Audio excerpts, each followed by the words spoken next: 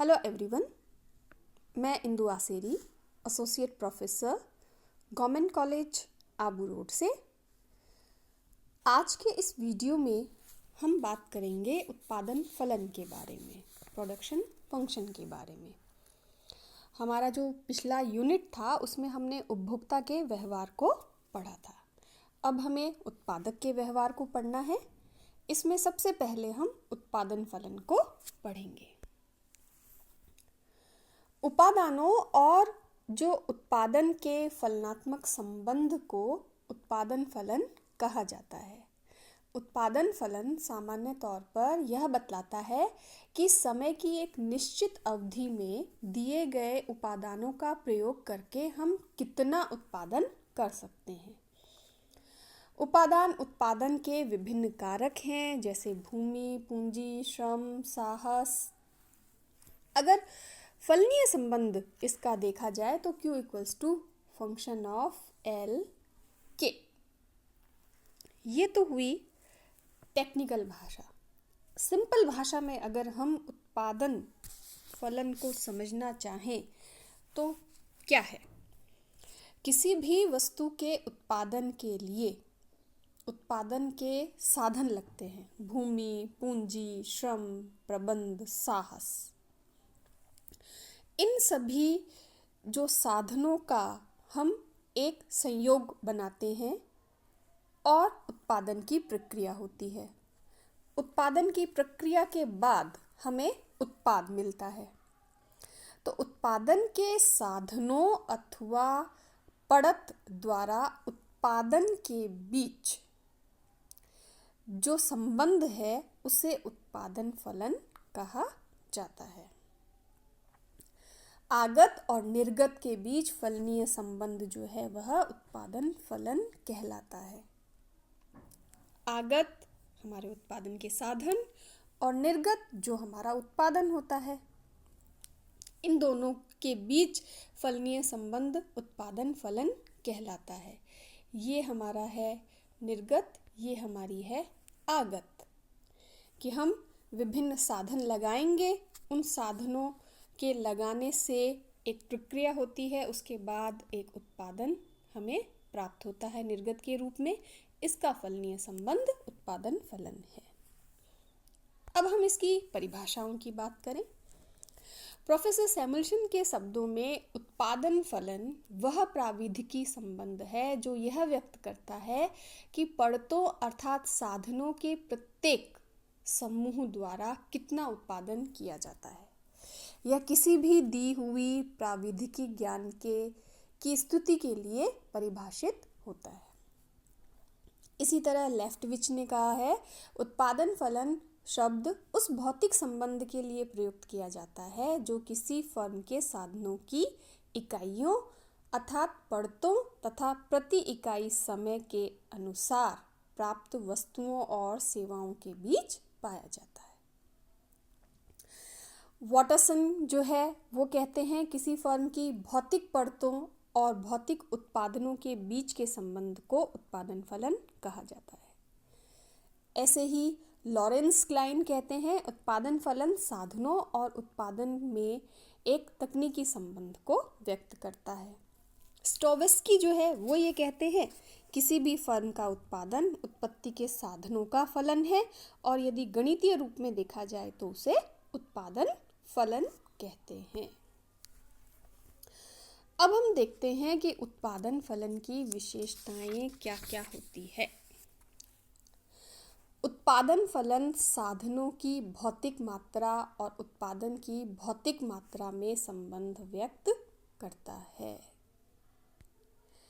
साधनों की भौतिक मात्रा कि कितने हमने साधन लगाए, उत्पादन की भौतिक मात्रा कितनी उत्पत्ति हुई, इनके मध्य संबंध को बता रहा है। दूसरी विशेषता, एक उत्पादन फलन सदैव दी हुई तकनीकी अथवा तकनीकी ज्ञान की स्थिति के संदर्भ में परिभाषित किया जाता है। कि एक जो उत्पादन फलन है उसमें आपको तकनीक दी हुई होगी कि किस तकनीक से आपको उत्पादन करना है। प्रत्येक फर्म का उत्पादन फलन प्राविधिक ज्ञान की स्थिति द्वारा निर्धारित किया जाता है। तकनीकी सुधार होने से एक नवीन उत्पादन फलन हमें प्राप्त हो जाता है। ये इसकी एक प्रमुख विशेषता है। अगली विशेषता पे चर्चा करें तो उत्पादन फलन को सदैव एक दिए हुए समय अथवा प्रति इकाई समय के संदर्भ में व्यक्त किया जाता है। समय होता है दिया हुआ समय। नेक्स्ट, उत्पादन फलन की प्रकृति को जानने के लिए यह समझना आवश्यक है कि उत्पादन में परिवर्तन करने के लिए पड़ती मात्रा में किस प्रकार परिवर्तन किया जाएगा। इसी तरह साधनों की स्थिरता एवं परिवर्तनशीलता के आधार पर उत्पादन फलन को हम दो भागों में बांटते हैं। वे उत्पादन फलन जिनमें कुछ साधनों की मात्राएं स्थिर रहती हैं और कुछ परिवर्तनशील। दूसरा, वे उत्पादन फलन जिनमें सभी साधन परिवर्तनशील होते हैं। सामान्य तौर पर अल्पकालीन जो उत्पादन फलन होते हैं उसमें कुछ साधनों की मात्रा स्थिर होती है और कुछ की परिवर्तनशील होती है, और दीर्घकालीन जो उत्पादन फलन होते हैं उसमें सभी साधन परिवर्तनशील माने जाते हैं। तो ये है उत्पादन फलन की कुछ विशेषताएं। अब अगर उत्पादन फलन की मान्यताओं की बात की जाए तो उत्पादन फलन में मान्यताएं जो हैं वो हैं कि किसी भी दिए हुए समय के अंतर्गत उत्पादन की तकनीक में किसी प्रकार का कोई परिवर्तन नहीं होगा। जो उत्पादन तकनीक दी हुई है उसमें कोई परिवर्तन नहीं होगा। दूसरा, उत्पादन फलन का संबंध एक निश्चित समय अवधि से जुड़ा हुआ है। तीसरा, यह मान लिया जाता है कि कोई भी फर्म जब उत्पादन कर रही है तो वह अधिकतम कुशल तकनीक का प्रयोग करती है। अल्पकालीन उत्पादन फलन में उत्पादन के कुछ साधन स्थिर होते हैं और कुछ परिवर्तनशील होते हैं। दीर्घकाल में सभी साधन परिवर्तित होते हैं। विभिन्न उत्पादन के साधनों को हम छोटी छोटी इकाइयों में विभाजित कर सकते हैं। अल्पकालीन उत्पादन फलन के अंतर्गत उत्पादन के कुछ साधन स्थिर हैं और कुछ परिवर्तनशील हैं। दीर्घकालीन उत्पादन फलन के लिए यह मान्यता है कि दीर्घकाल में उत्पादन के सभी साधनों में परिवर्तन संभव होता है। तो ये कुछ मान्यताएं हैं। इन मान्यताओं के दिए हुए होने पर उत्पादन फलन जो है वो क्रियाशील होता है।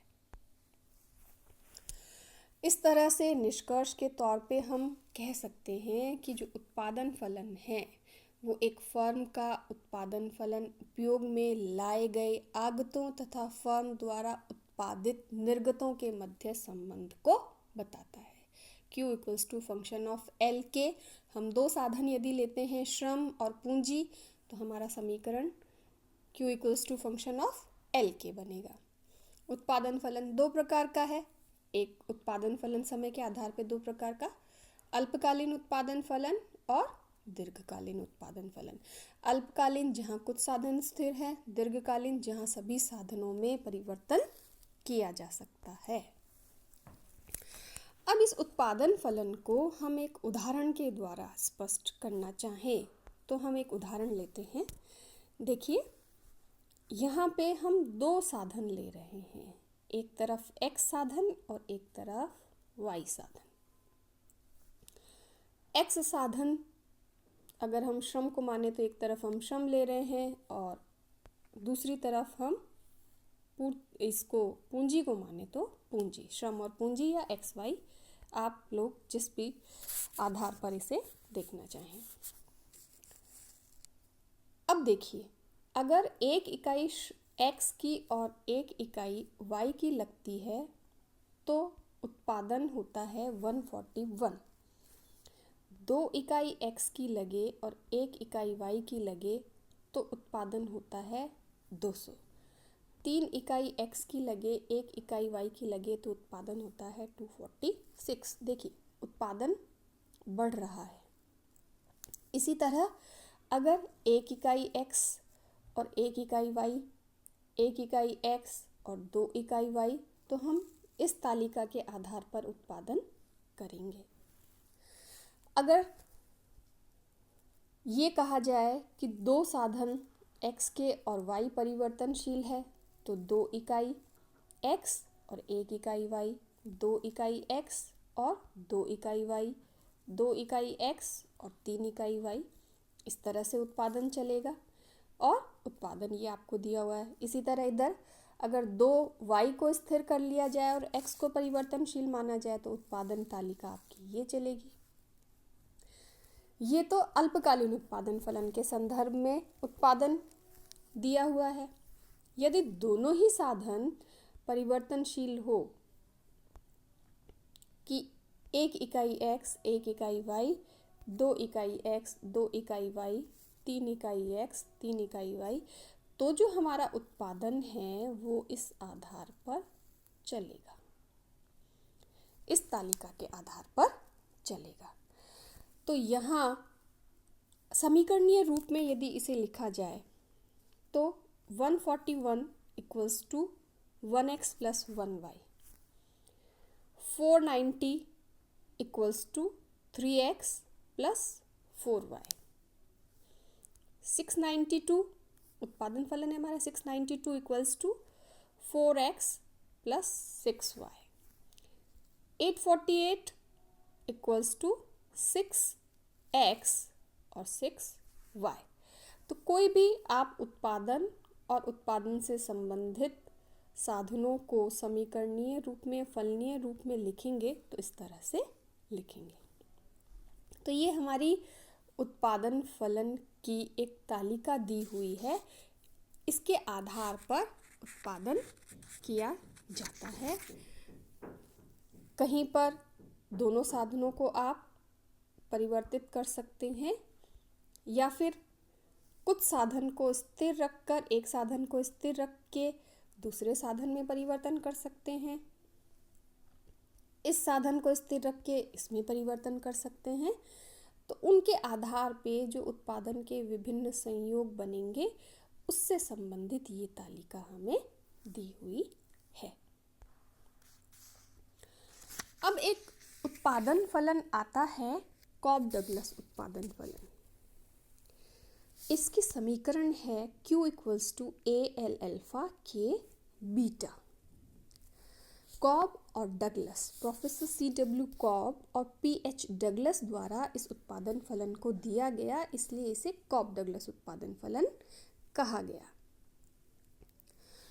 प्रारंभ में जो कॉब डगलस उत्पादन फलन है वो एक व्यक्तिगत फर्म की बजाय एक समूचे विनिर्माणी उद्योग में साधन उत्पादन संबंध ज्ञात करने के लिए तैयार किया गया था।